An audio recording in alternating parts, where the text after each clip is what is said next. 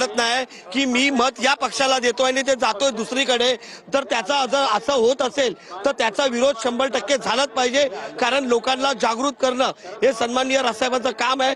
जर आता जर जागृत नाही झालं तर संविधानाचा मी तर एक समजतो एक प्रकारची हत्या आहे संविधानाची. तर बघू शकतो की या ठिकाणी त्यांनी ईव्हीएम मशीन असेल, बोगस मतदान यादी असेल याची तिरडी काढली आहे आणि प्रतिकात्मक तिरडी काढून त्यांनी आपला निषेध व्यक्त केलेला आहे आणि राजसाहेबांचा आदेश आम्ही ऐकण्यासाठी तयार असं या ठिकाणी म्हणले. कॅमेरा पर्सन संतोष कदम सह मी हिरा ढाकणे, TV9 मराठी, मुंबई.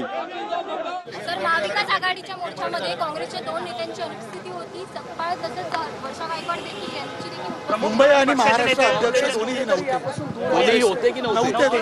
मग आता ते का नव्हते याचं उत्तर तुम्ही त्यांना विचारलं पाहिजे. कदाचित त्यांना राज ठाकरेंच्या फ्रेम मध्ये यायचं नसेल, कदाचित त्यांना राज ठाकरेंबरोबर स्टेज करायचा नसेल, म्हणून कदाचित ते आले नसतील.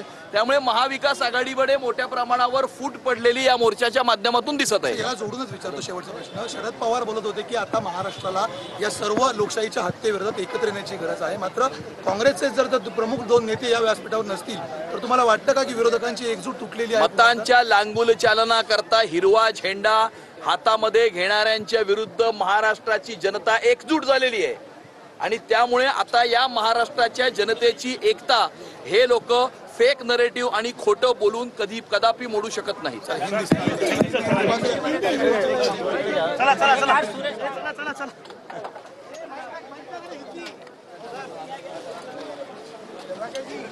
आता व्हिडिओ लावायची खूप खाज आहे काही लोकांना.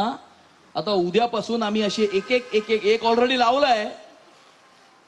हे डायलॉग माझा नाही, खान आणि बाणचा. हा मी नाही म्हटलंय की खान हवा का बाण, हे मिमिक्री आर्टिस्ट म्हणालेत त्यांच्या एका सभेमध्ये. आणि त्यामुळे तो आपण व्हिडिओ लावलाय. येणाऱ्या काळामध्ये आपण एकमेकांविरुद्ध काय बोलला होतात याचे व्हिडिओ आणि त्या व्हिडिओची मालिकाच येणाऱ्या काळामध्ये आम्ही सुरू करणार आहोत.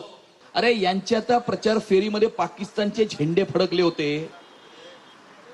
यांच्या उमेदवाराचा प्रचार तर बॉम्बस्फोटाच्या आरोपीने केला होता आणि त्यामुळे उद्धव ठाकरे का हात ये पाकिस्तान के साथ, उद्धव ठाकरे का हात ये आतंकवादियों के साथ, महाविकास आघाड़ी का हाथ ये पाकिस्तान के साथ, महाविकास आघाड़ी का हाथ ये भ्रष्टाचारियों के साथ, ये आतंकवादियों के साथ.